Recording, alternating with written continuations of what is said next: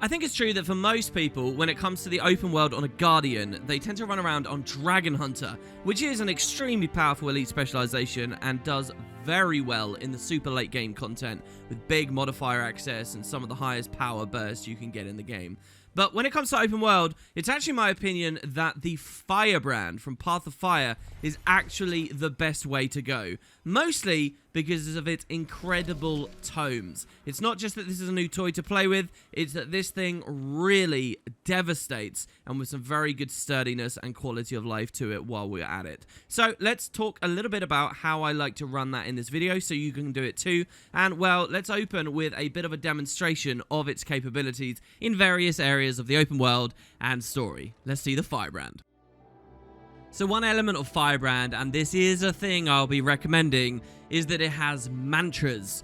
And mantras are actually kind of annoying. We'll get into that in a second. But with the open of the clip, for example, when I'm on the airship here, do remember to pre-charge them before you go into fights. So I wanted to find some interesting things to show you as far as contemporary expansion content is concerned. And I thought, well, hey, what about the start of POF here? But you'll notice all the mobs are dying too quick for this build. And even this boss fight doesn't even really fight back. You just stand outside of their AoEs. So it's a bit overkill. Going over to Heart of Thorns instead then for the open world, we can check out Pocket Raptors. This is actually one of the strongest builds I'll be recommending on this entire series for Pocket Raptors. Look at this, that's a triple packet of Pocket Raptors there. We instantly bump to 25 might and annihilate them all in just a couple of clicks. This build has insane block and blind uptime on an AoE level for the blind as well. So it really tears through mobs like this. We can even go straight from an engagement like that into a veteran Stonehead that doesn't threaten us, straight into another AoE scenario afterwards, straight into, again, another group of Pocket Raptors. There's an interesting Heart of Thorns hero challenge nearby too, as far as AoE is concerned.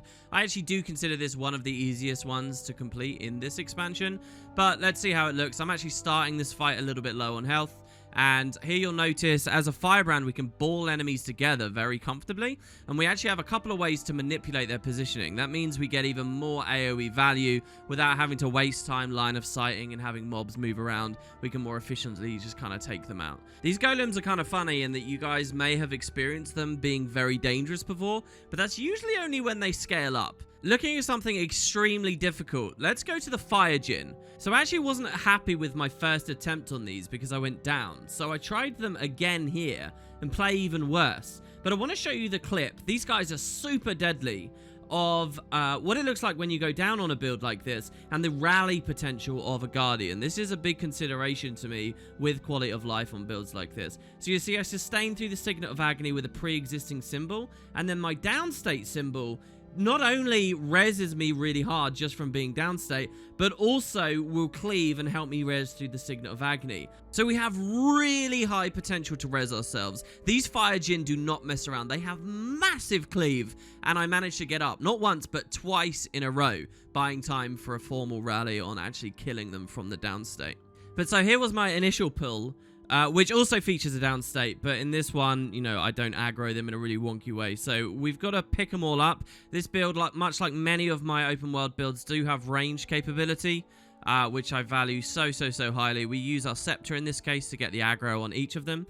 Again, this is lots of movement, which kind of counters our symbols in a big way, and our mantras to a certain extent, but also lots of break bar damage we have to be doing too, and that we have heaps of. So basically just trying to keep them in our fields, dropping the mantra ticks out. You see I actually fully drained one of my mantras there, and it's because it's the most important one for getting lots of break bar damage out, and I know that's important for these Djinn. Because when you break their armor, they'll stop attacking for a second and then actually become squishy.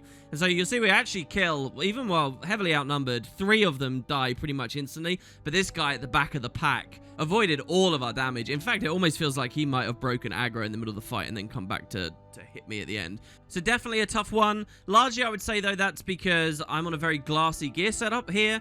As you saw from the gear video, you could always mix in more Marauders or whatnot for extra vitality. Shouldn't run into any problems. The Fire Djinn are not the most exciting thing I want to show you here, though, as a demonstration of the build. I want to take you to this area, this forged base in Path of Fire. So we're about to solo 2 group events in a row. We're already under one of them. It's an area with billions of mobs, And the first objective is to kill these Forged High Mages. Now, there are 4 of them to kill with a very short time frame. You'll see I've only got 3 minutes on the clock right now to get these guys. And not only do you need damage and sustain for all the other stuff, but these guys won't go down unless you take out their break bar. So what you want to look at here is how quickly I degenerate them, how quickly I chunk them down, and then also moving from target to target, how ready I am to hit the next break bar afterwards. So that's 2 mages, and then we have like these veteran candidates. This is like 3 veterans that I'm fighting at once here, is it? Or is it maybe it's just 2, they're just quite big. So we got to kill them and get to the next pedestal while sustaining. This isn't meant for single players, but this was a really nice little demo of how well the Firebrand can work.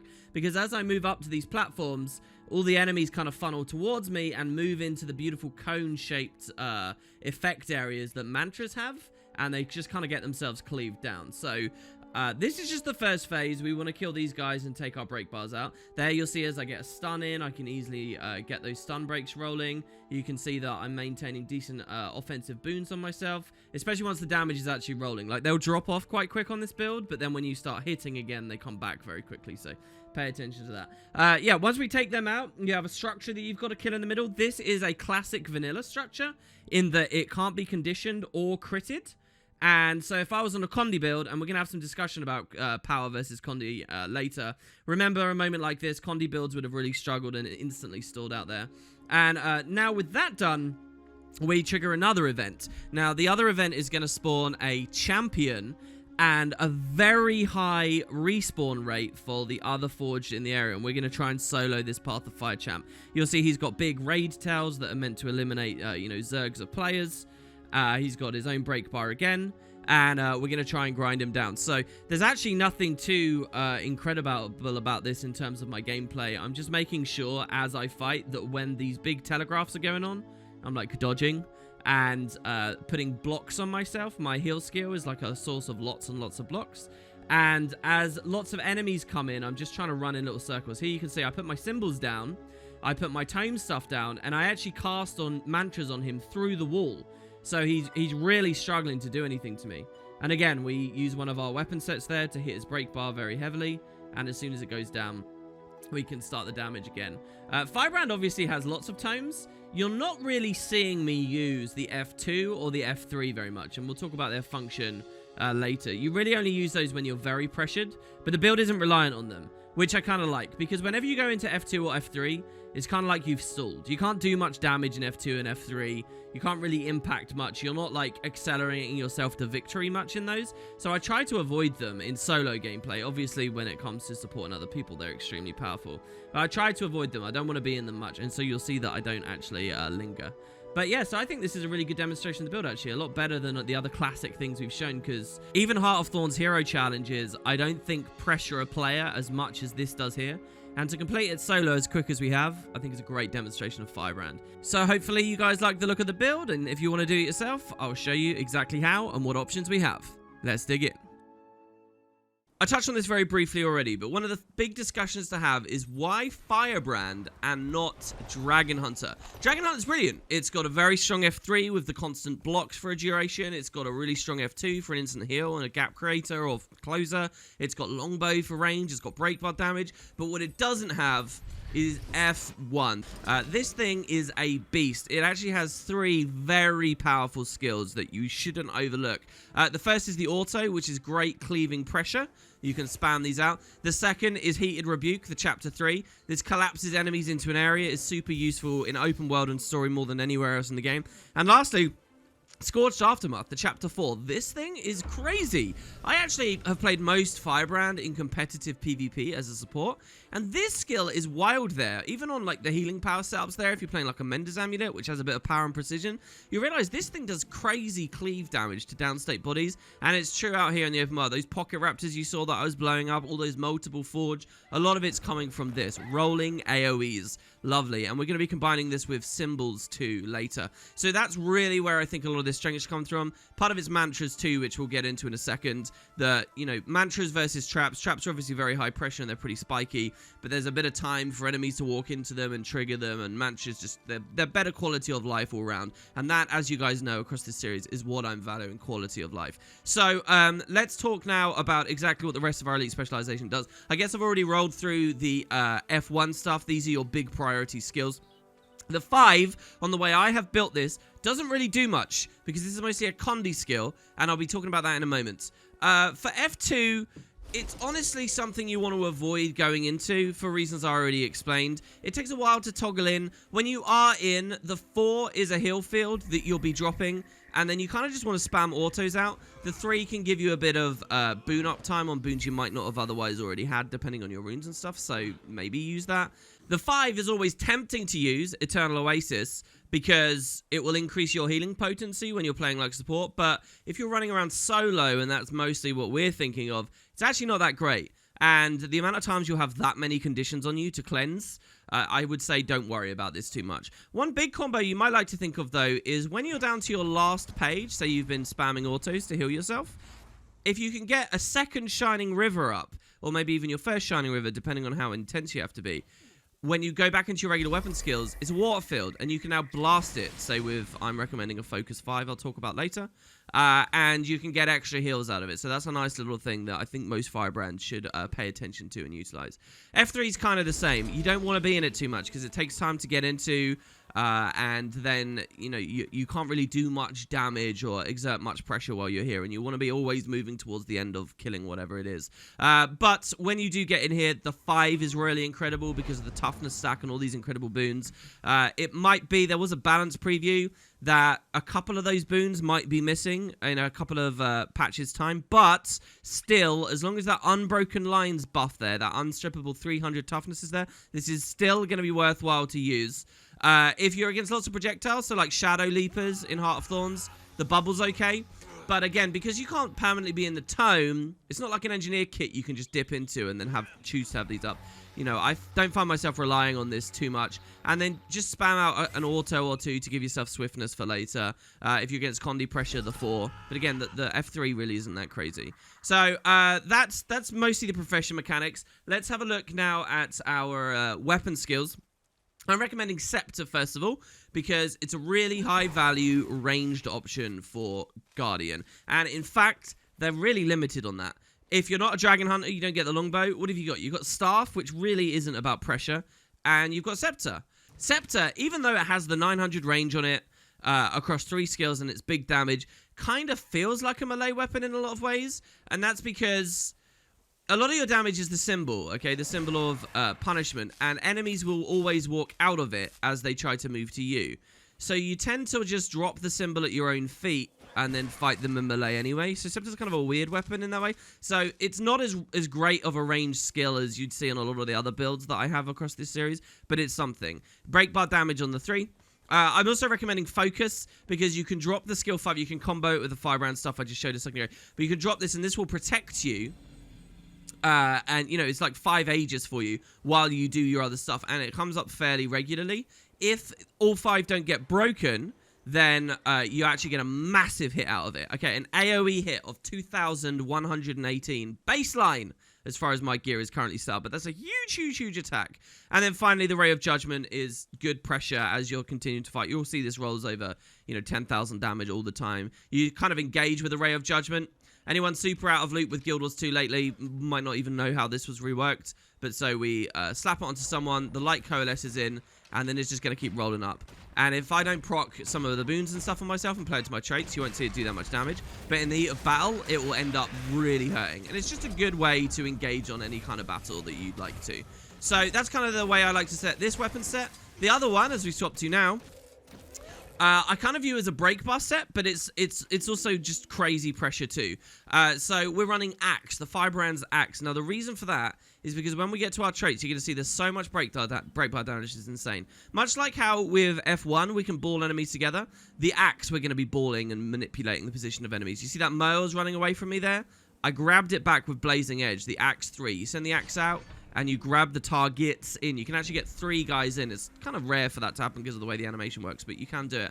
And then the symbol is more break bar damage as well. When you saw I was ripping through those forge and that champion constantly, that's such a big part of being able to solo champs. Just get the break bar down, stop them attacking you, increase your damage on them massively because they could become vulnerable, and just do it as regularly as possible. That's how I'm doing it with Axe, okay? So break bar stuff all over the place. Also, it's a symbol, and so symbols are super strong. We already saw one on the Scepter. We've seen this one on the Axe. You can lay them together. One of our symbols gives us Might. The other symbol gives us Fury, which are obviously very powerful boons, and you actually see we're kind of hard up for Fury in some ways on this build, so you can roll these out, and one of our specialization lines just turbocharges symbols, which was some recent balance we'll get into in a second. So that's why Axe, even the autos for Axe are very high pressure. And I'm complementing that with a shield. You could complement that with other stuff. The people who play Condition tend to get locked into Torch, and Torch really isn't that high value in terms of quality of life, but Shield is. You've actually got reasonable damage on the Shield of Judgment. I've actually one-shot some mobs in PvE just throwing this out if you go to early Corteria areas, right? But then it's more protection for you, more ages for you, more blocks. And then finally, the Shield 5 is even more break bar damage. That's the main thing I use this for. I just double tap it. It's a little heal, obviously, on yourself. When you explode the shield. But basically, you swap into Axe. It's a bit like being a warrior with double mace, if you guys are familiar with that.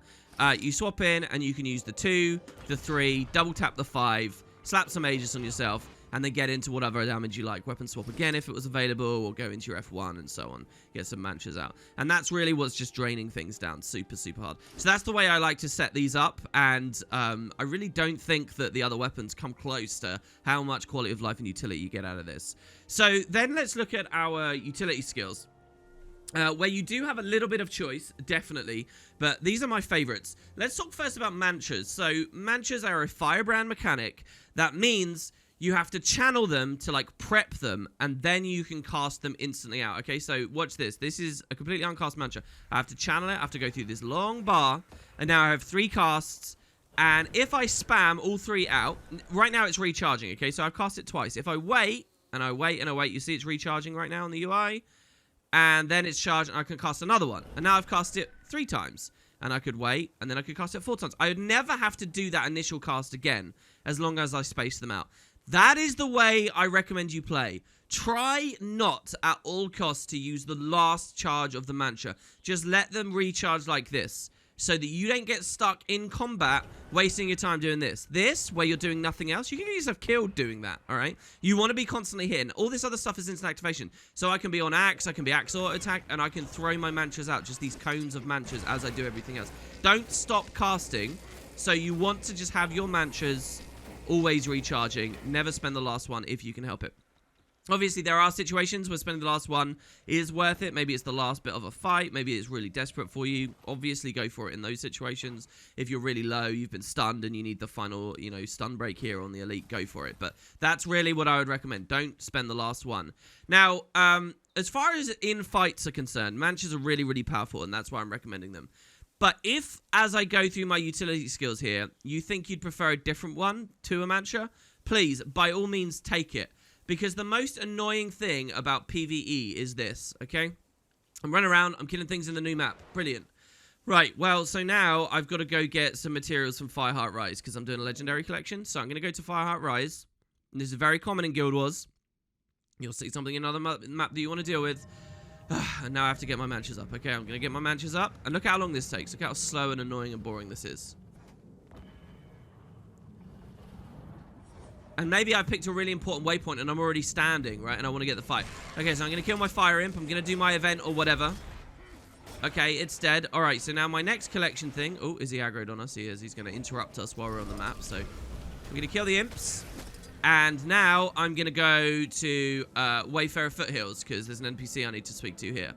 And as soon as we make that map load again, yeah, you've guessed it, those mantras are going to be back needing to be cast, okay? And in the case even of the Elite here, it looks like it's still on a bigger cooldown here. This is annoying. It's really annoying. And then if you mess up the cast while you're playing, it's frustrating. If you die to full damage at any point, you have to recast. If you die to any cost, then it's going to happen. But full damage is one of your biggest risks when you're playing builds like this, right? It used to be, I think, when Path of Fire came out, that getting even just on a mount and then dismounting would make you have to recharge the matches, which is crazy. That's not true anymore. There you go. That's shield fall basically one-shotting a thing. I mean, we're in a very early level map right now. But they're annoying for that reason, and I get it, right? I definitely get it. I didn't even want to do this video recommending 3 mantras. I wanted to recommend even less, but here we are. So let's talk about exactly what these do and why I'm recommending them. Well, first of all, the mantra heal gives you fresh Aegis that continually comes on a bit of a heal as well. Let's go back to a level 80 map so you guys can see the actual numbers here. My instinct was Path of Fire there. Yeah, let's go to like the snowy area of POF. So the consistent Aegis is quite nice. I actually value it just as much almost as the big block you can get from the Shield of Courage over on DH. It will heal you on each cast to a reasonable degree as well. These numbers might look kind of low, but remember, as a Guardian, you are a low vitality class, so proportionally, it's going to be a good amount. Even if you choose for like Marauder's gear and stuff to toughen yourself up, it's still going to fit. You're going to feel the actual heal coming out. The other thing about this, though, is when I press the button, you'll notice I'm getting retaliation as well. That's coming from one of my traits, and this heal allows you to trigger that trait as regularly as possible. We'll get to that in another section. Another super viable one, though, is Litany of Wrath. Also very low cooldown and brilliant healing, great return. I'm not actually recommending the trait line that gives you meditation synergies, so I'm actually steering clear of that for here. The rest of them, I think, are just a little bit too low impact. The Signet is an insane heal, like 8,000 heal, but it's kind of like an overheal, right? This is such a huge heal that proportionally, it's very rare that you actually need all 8,000, and the Condition Cleanse passively triggering once every 10 seconds is just not good enough, and there's not that many condis. Receive the Light is very selfless, Shelter is okay, but a long cooldown. So that's why I like this heal. I actually like it even more than the Dragon Hunter heal because you're not reliant on them moving into your trap before you can get value. You can always do stuff with this. The next mantra I recommend is this, the Voice of Truth. Now remember, I'm recommending a power variant here, not a condition variant. And so every time we cast this, it actually does do damage. It can crit, and it always will on the way that we have this set up. So it's good pressure. But beyond that, and you can keep spamming it out, it has very, very low recharge rate, okay? So this recharge is super quick compared to most other matches in the game, so it's always there. And if you look, we're getting Cripple, Weakness, and Blind AoE every time we cast it. Those are 3 conditions that will drain break bars. Those are 3 conditions that will seriously inhibit any monster that doesn't have a break bar on it. Blind alone is crazy. That's how we can basically be immune to Pocket Raptor damage to some extent. But all those other packets of things. Now, when you throw this out, you cripple mobs and you just kind of backpedal a bit. You just keep away from them, and they're stuck, crippled, moving through your symbols as you splash even more mantras on them. And then the weakness, too, means that they'll be doing glancing blows to you. Glancing blows are going to massively reduce the damage you take. It means that enemies are extremely unlikely to ever crit you anymore, and most of the time they'll be doing like half damage on non-crits. It's crazy, okay? It's really, really strong. So I love this, and I love that as a power build, we get extra value out of it, too. Really powerful mantra. The final mantra I'm recommending here is the elite one. Just because the stun break access is super nice, and you've seen in the opening montage I'm utilizing this for stun breaks very, very, very regularly. But also, this maintains super high retaliation on you. Every time we pulse this, we get a lot of retail out of it, okay? And you can recast it with the other retail that we're getting on the build, say from our heal here. It's allowing us to sustain high retail, which is really important for our traits. A lot of people who play Guardian, whether that's DH, whether that's Firebrand, or even Core, and they're on power versions, they know about how strong retail is because of traits, but they don't build enough in. They really don't. And so I actually think both of the heal with the trait and with the elite starts to give you reasonable retail. There is obviously the Greatsword on Guardian, and that gives you retail too. I'm kind of doing this discussion a little bit prematurely here, but it's locked to a fairly long cooldown symbol, and the way that you're going to be playing, you'll notice that retail pulse is super low duration. I actually have boon duration on my set right now. You'll see, you're only getting retail while you're in the symbol. You're not getting retail outside of that symbol. It's dropping off instantly.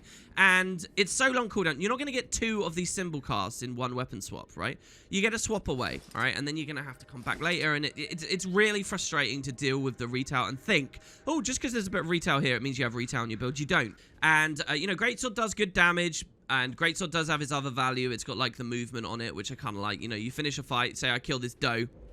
It's kind of nice to be on Greatsword to finish this guy off and then leap away from him and then get on my mount You know, there's little things like that, but overall, these other weapons are just way better to me. So I think that'll be a big takeaway for most people. And since we don't have that, and since we realize the retail on that isn't good enough, we look at these mantras here. The stun breaking on this is awesome too. So I really don't want to run more mantras myself. If you really love them and you don't care about the recasting, another very strong one is Potent Haste. You could take this. So this is Might. Really, it's less might than it looks like, because if you're using these carefully, then really it's just like 5 might for you. You know, it's 5 might the last 7 seconds for me right now, and it recharges every 9. So the might is not as good as it looks, and neither is the quickness as good as it looks. There's a way to build Firebrand, though, where you juggle tons of quickness, and quickness is brilliant. Quickness definitely is brilliant. But the way that I've got this set up, I don't actually value it that highly. Because once we've got our symbols and stuff out, that's really where a lot of our pressure's coming from. And then the quickness would be benefiting auto attacks more than anything else. And quickness is great, don't get me wrong, but I just don't value that mantra that highly.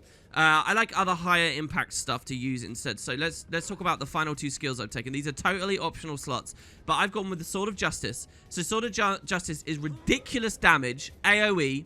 And like I said, it's a bit like the Scepter symbol. They're going to walk out of it when you're using it in range, unless you get the 1 in mode. But if they're rate bar, it's not going to work, obviously. So you tend to be standing in your symbols. This is the way you play. And so what I like to do with that is drop a Sword of Justice on there as well. More crazy rolling AoE damage. So what's brilliant about the Sword of Justice is, unlike the mantras, you don't have to prep these. You just cast them. Just keep spamming them out. They recharge the same. You can get multiple out. And they're very high priority cooldown for you. Big damage on it. We only get big damage out of that because we're on a power build, not a Condi build. But then the other thing is, look at this. Vulnerability. 12 of it. I implore you guys, go back, watch those opening clips of this build in action, and look at the might versus the vuln. Look at how well we sustain vuln. A lot of that is coming from the Sword of Justice. So we've got it all here. We're going to have 25 might, we're going to have vuln, and we're going to have fury available for self with spikes of quickness if we like it. I love the Sword of Justice. I think this thing's amazing, especially since all the reworks. A lot of what I'm recommending here is based on power creep reworks in the most recent couple of years.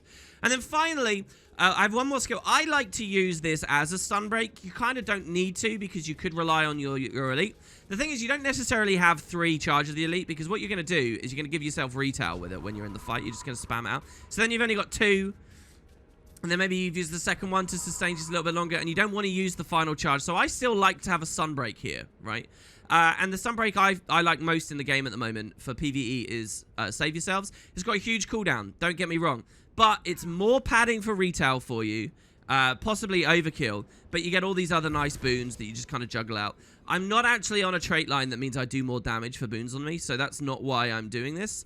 I just like having the extra protection, the extra regeneration, and the other stuff that we might not have had anyway. So Save Yourselves is good. I like that as a stun break slot. You could do what you like. Another fun stun break is Judge's Intervention. It allows you to clean one group out, and then you just instantly jump in on the next group.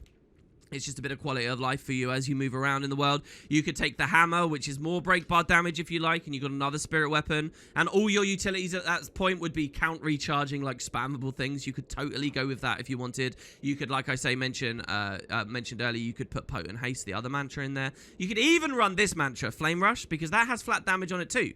There is such a thing as running pure mantras on Firebrand. You could do it. It's just... it's such a hideous kind of playstyle to me that I'm not actually going ahead and recommending. And, you know, the tried and true, the old classic, even Bane Signet. Put Bane Signet on there, bump your power permanently, and activate it again for break bar damage too.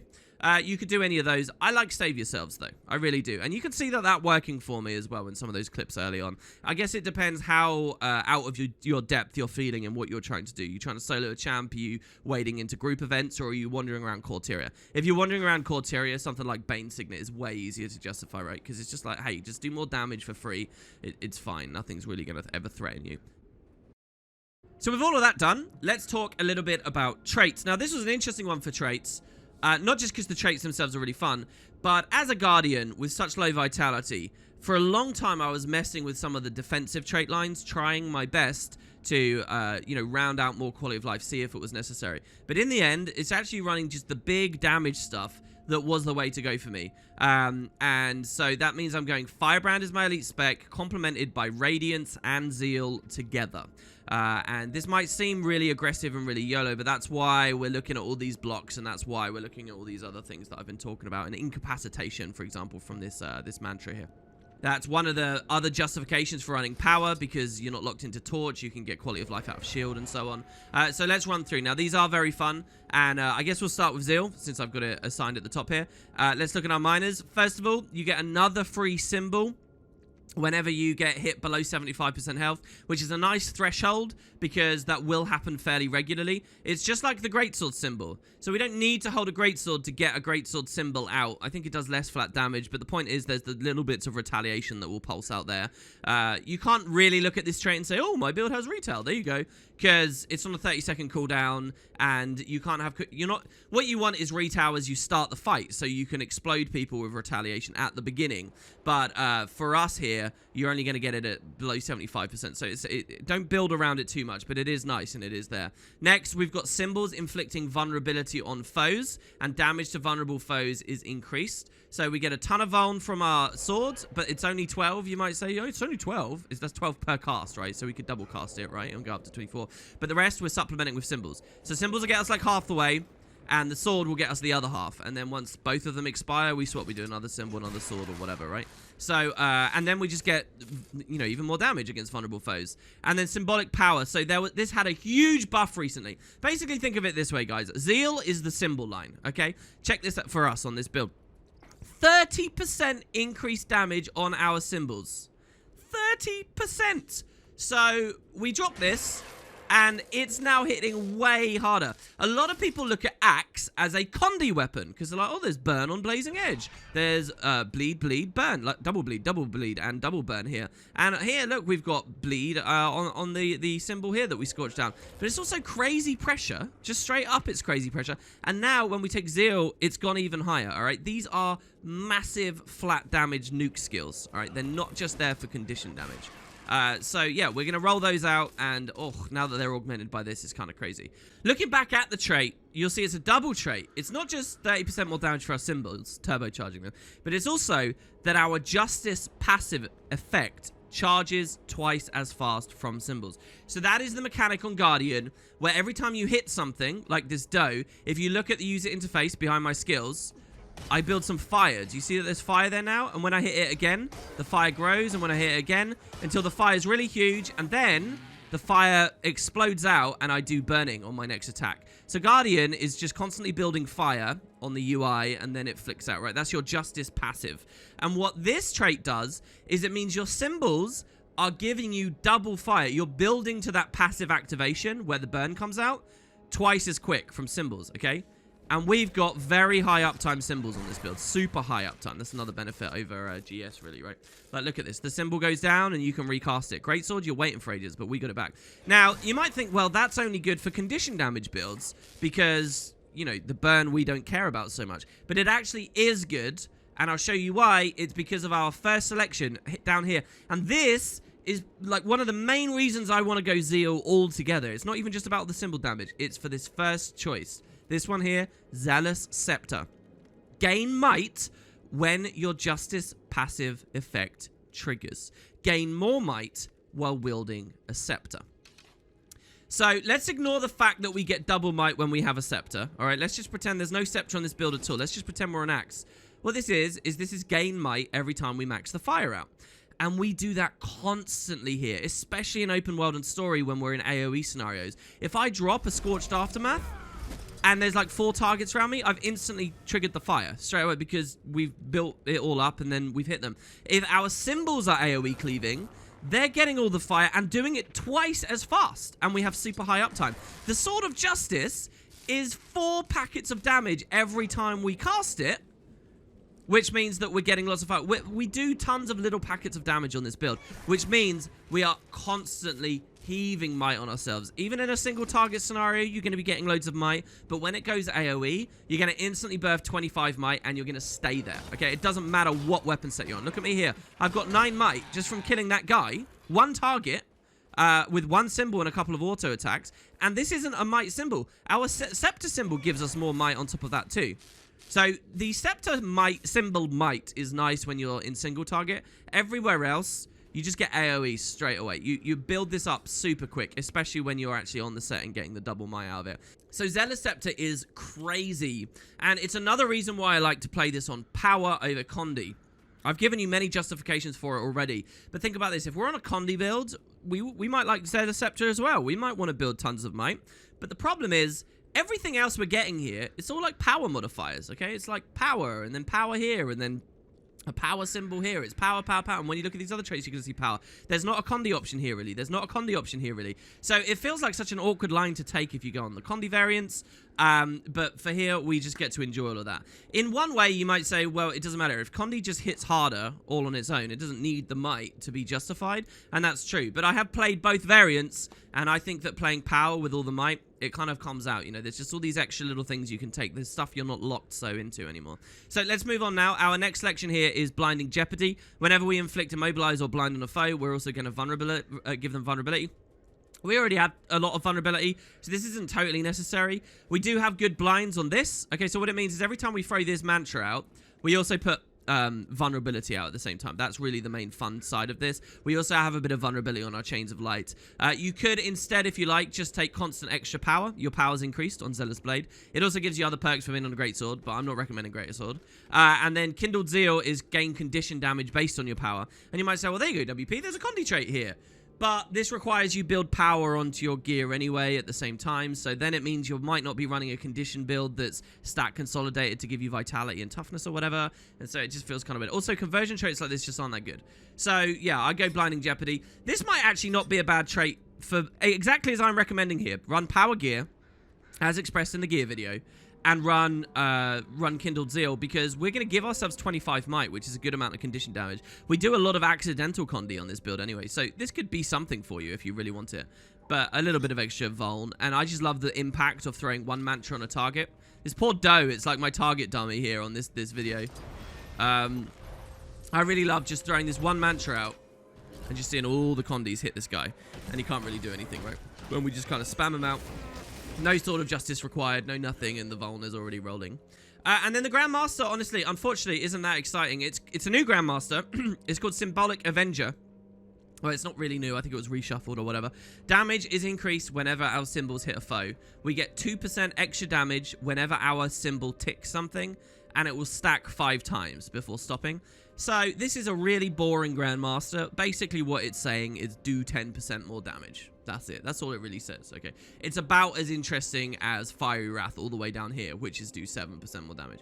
This is do 10% more damage as long as you're hitting things with your symbol, which you are, okay? We just drop a symbol and, oh, look, we're going to get our 10% damage pretty much straight away. That's it. There are other options. You could have do a Mystic Rebuke of damage whenever you block with Aegis. I actually love this trait. It's just a little bit weak. If this was a little bit stronger, I would love to run around with this, especially with all the Aegis and blocks we have. It would be so cool. And then there's Eternal Armory, which means we could spam more swords out. But I don't really think this is that relevant. The 2 burn on this is wild, okay? This is the closest thing to a Condi trait that you're going to get in Zeal. It is so strong, okay? So if I just drop this on the wolf and I stand next to it so he doesn't walk out of it. Look at all the burn we put up here, okay? Now, if I'm on a Condi build and I have burn duration and stuff, that is no joke. I love playing this on PvP builds. It's so strong. But overall, the 10% Symbolic Avenger damage is pretty good too, and for the way that I'm built, this is what I like to set up. So there you go. That's Zeal. That's my justifications there. The other, basically, lots of symbol damage, lots of might. Next, we're going to look at Radiance. So Radiance has probably one of the coolest minors in the game, and it's one of the biggest things on how this build works. Ever since I did my comparisons to DH, you might be thinking, well, hold on. The Spear of Justice has a cooldown, but so does the Tome of Justice. The Tome of Justice has a 30-second cooldown. This is kind of lame. What are you talking about, WP? How is this better? Well, here we go. Check it out. First, we get Justice's Blind. Gain a light aura and blind people whenever we activate F1. So when we go into the Tome, we blind around us, which vulns around us, okay, because of the other trait we looked at a second ago. And we get the light aura, which means if we get attacked, we have a little bit of reduced condition damage, but whatever, right? Does that still give us retail when we get attacked? That's not so relevant, okay? Check out this minor. Renewed Justice. Virtue of Justice is renewed whenever you kill a foe. Well, hold on, wait, WP, you just killed that doe with the tome, and the tome's back again. So this is the way that you play. Anytime you kill something, which you're constantly doing in this format of the game, open world and story, you get so many kills, so many opportunities to gain experience. Every time you gain experience from a kill, it recharges. So right now, it's off cooldown, because I removed it with my mount. But when I kill this owl, it comes back. And then I can do it again. I can go for another Scorched Aftermath. I can blow it up. And then if an enemy dies with my Axe 2 now, it comes back. This is the main thing you got to be careful about as you run around. What you want is to prematurely drop... If the target is going to die in your opening tome, let's say I've just walked over to someone, I open the tome, and he's like instantly going to die to the first Scorched Aftermath, which will nearly always happen, okay? Here's what I'll do, right? I'll like immob, put that up, give myself some retail, I'll go into the tome here. Maybe I'll even precast a Scepter. This thing's going to die, so what I have to do is I have to drop the tome instantly, okay? I need it dropped so that it will actually recharge, like you just saw there. If I was still holding the tome as the target died, then I drop the tome, it's going to stay on cooldown. So that would be like this, okay? So I engage on it, I have the tome, it's going to die, and now I drop it, it's on cooldown, okay? So you've got to drop it before the kill. That's the main thing you want to pay attention to, prematurely dropping it, how quickly these things die. Usually, though, when you're in an AoE scenario, you know, something else is going to die a second later and you'll get it back. That was one of the tricky things to juggle with the Fire Djinn at the opening demonstration. But what a crazy miner, right? This is really fun for DH as well, I totally acknowledge. I love, like, throwing spears out, but getting another spear, another tether, isn't as good as infinitely getting these, okay? Because on Dragon Hunter, this miner will refresh the throw a new spear out aspect, but it won't refresh the pull aspect. You can't constantly chain CCs and pull groups in, because Renewed Justice won't actually refresh the flip over. It will only refresh the tether, the actual act of the spear going out, which is pretty low impact a lot of the time, you know. While this, you get all of those skills. You know, the skills underneath have their own cooldown. Like if I Scorched Aftermath, drop it, score a kill, and instantly tome again, I can't Scorched again. The Scorched will still be on cooldown right now, but for a couple of seconds, but they all refresh pretty quickly. Okay, so that's the big thing here. That's how we just run around spamming our tomes. That would be true for the Condi variant if you wanted to do it as well, but it's true here on Power. Next, it gives us access to those very powerful, you know, offensive skills. Next, we have Radiant Power. Attacks against burning foes have increased chance to crit, and our ferocity is always increased. So that's nice. It's a double trait. The increased crit chance, I actually don't build around here. So if you guys have a look, well, I'll show you in a second, actually. I don't build around that because the burning is sometimes there, it's sometimes not there. So I overcap a little bit. Yeah, it's something to at least have that extra crit damage. 150 ferocity is useful to us. Let's look now at our selection. So here I go Healer's Retribution. This gives us retaliation for 10 seconds whenever we use a heal skill on a 20-second cooldown. So, which heal skills have a 20-second cooldown? Well, this is 30, this is 30, this is 30, this is 25, and you could, if you were on, what is it, Valor? No, Honor. If you were on Honor, you could trade it down, but you're not on Honor. So none of them give you instant access except the Mantra one. Mantra, I can pop it, I give myself retail. 20 seconds later, I can basically have one ready and it will give it again. So basically, this alone is 50% retaliation uptime for you. Just as you play. You don't really have to think about it. It's just lots of good retaliation for you. So I like it. If you're really confident in getting your retail and being very careful with like this mantra and you don't care about it dropping uptime, you can take these other ones, like increasing your precision and increasing your power when using one-handed weapons. Both of our sets have one-handed weapons. Axe is one-handed. Scepter is one-handed. So you could run right-handed strength. That's fine. We're not on a sword, so you don't get the reduced cooldown. Sword is very good, by the way. You could run sword instead of axe if you like. It's just less break bar. You could run sword instead of scepter if you like. It's just less range. If I was going to do anything, I'd sub it out for the symbol. But, you know, symbol has the nice extra synergy with Zeal, scepter and stuff. So I don't really value sword that much just because of the whole break bar thing. But you could run sword and then go right-handed strength if you like. And then Inner Fire is actually very good as well. In fact, for a long time, I was running this. If you do not have boon duration runes on you, go Inner Fire. If you're running pack runes or fireworks runes, which is what I'm doing in this particular demonstration, you do not have to run fireworks runes. There's any number of runes you could run, as I have in that separate video. I'm running fireworks on this specific demonstration. Fireworks gives me fury and boon duration, so for that reason, I'm not taking Inner Fire. But if you want to run Scholar runes, if you want to run Strength runes, well, you wouldn't run Strength on this, honestly, you have more than enough mine. If you want to run any of the other runes that I've already recommended to you guys, pick up Inner Fire instead, because it will round out that Fury. It is not enough to just say, oh, my axe symbol has Fury. It's not enough. Pick up this, and that will round out your Fury properly. As it stands, I have plenty of Fury anyway because of my runes, so I like to keep the Retaliation going. It's interesting because we're in a game of having Might, Fury, Quickness where we can get it, but also Retail Juggle on this build. So you're making these decisions, right? Which specific way do you want to get the most uptime of all of them? For me right now, I'm on Fireworks, or Pack would be the same. And so I'm taking Healer's Retribution. The next major that I like to choose is Retribution, just 10% damage modifier. You could get Immobilized whenever you go into your Tome, but it's on a 25-second cooldown, and this doesn't get refreshed with Renewed Justice. If Renewed Justice both gave us the Tome back and the Immobilized back, then that would be very cool, but it doesn't, so I don't worry about it. And over here, this is a Condi trait, which we don't have to take because we're not running Condi, so we're free to do other things. We're not locked to Torch, and we don't need the passive thing from the Torch. So I take a 10% modifier. Next, we have the Grandmaster. Now, the Grandmaster, realistically, I kind of want to reshoot this video and talk about the Grandmaster straight away, but here it is. Why is Retaliation so important, Wood Potatoes? Why are you going on about it so much? Here it is, Righteous Instinct. Retaliation will also increase our chance to crit by 25% flat, and it constantly gives us might. So the might side of it is kind of whatever, right? It's 7 seconds of might with an interval of 1 second, so we get like 7 might out of it. Okay, fine. But it's the 25% crit chance. That's huge, okay? Guardian is one of those classes that doesn't need to worry about precision so much to get to the 100%, all right? Which makes it, again, a very good class to go like power on. So, yeah, we get 25% from Retaliation, and we're also going to get 20% from Fury, all right?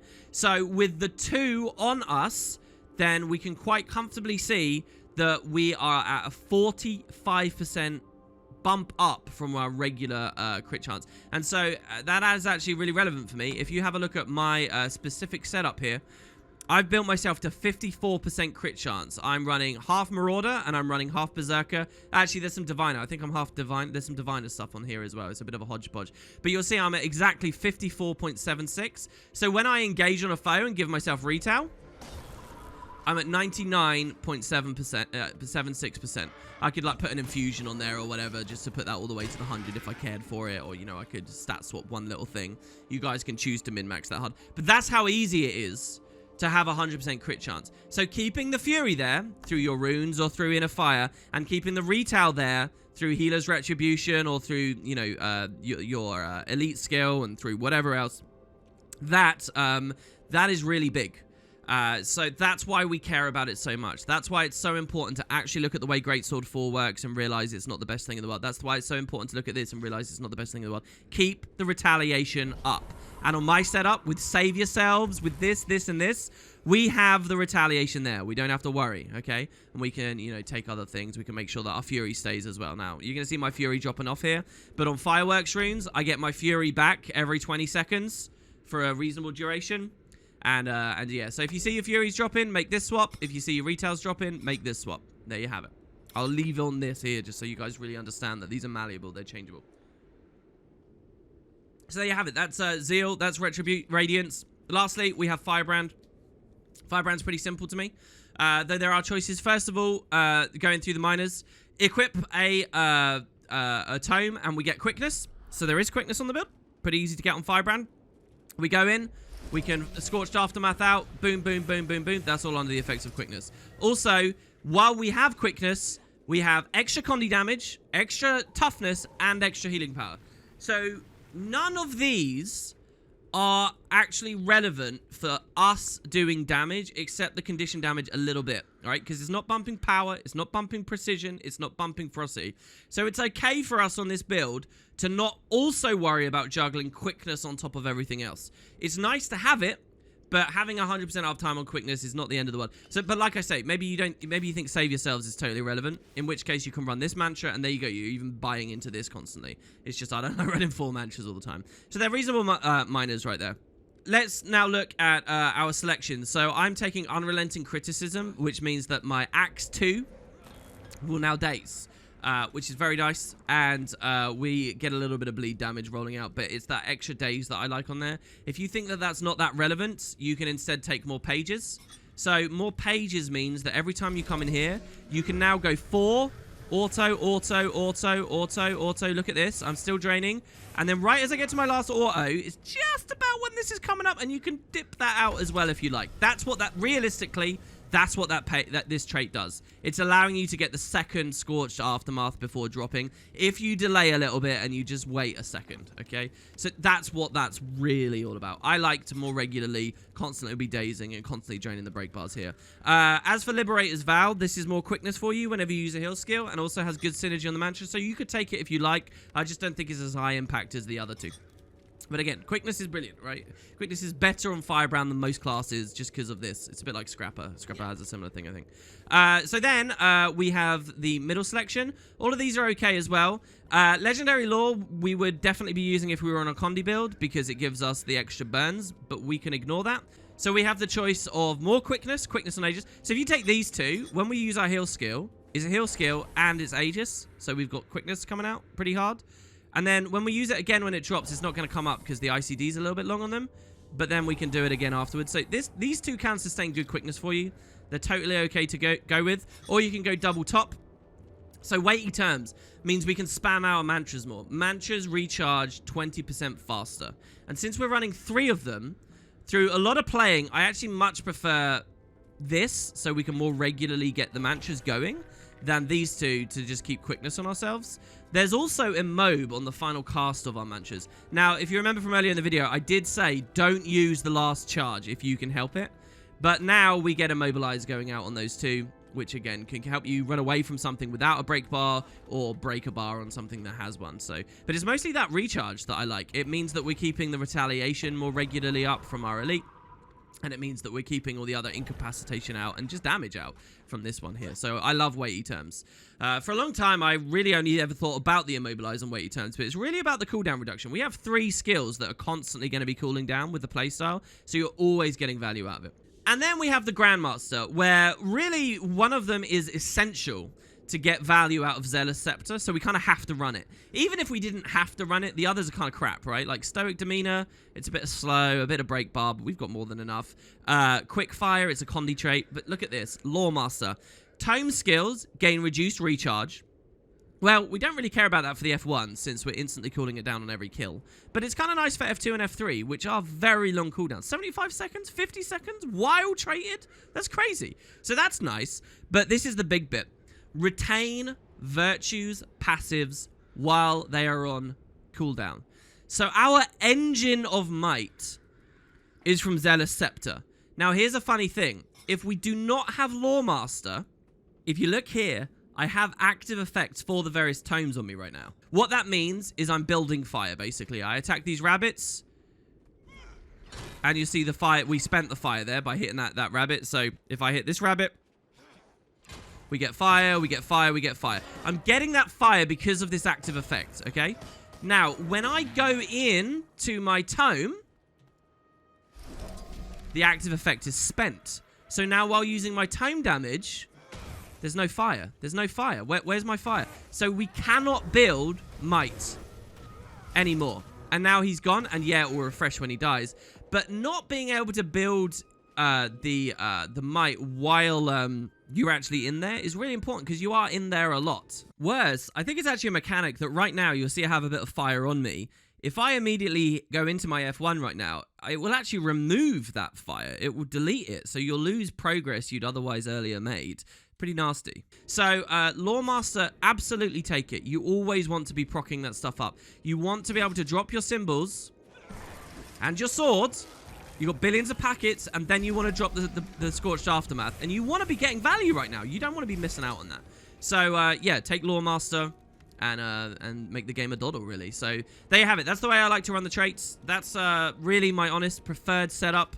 I think it's spiky. I think it's got all the value that you'd look for in any kind of open world build. It's got massive AoE. It's got the sustaining quality of life. If you do feel you're a little bit squishy, then obviously just sub the gear out. I have a dedicated video on that. If you guys look in the description right now, you'll find the full playlist where you can check out any other class that I've done, more philosophies about open world builds, and exactly what kind of other runes and foods and things you might find fun to set up here. But I really do think Fireworks and Pack are very, very, very good on this, because even with Inner Fire, sometimes the Fury can dip a bit. So there you have it, guys. That's it. Thank you very much for watching. I hope you enjoyed. go out there, have some fun on Firebrand, and I will see you for another one very, very soon. Take it easy, guys.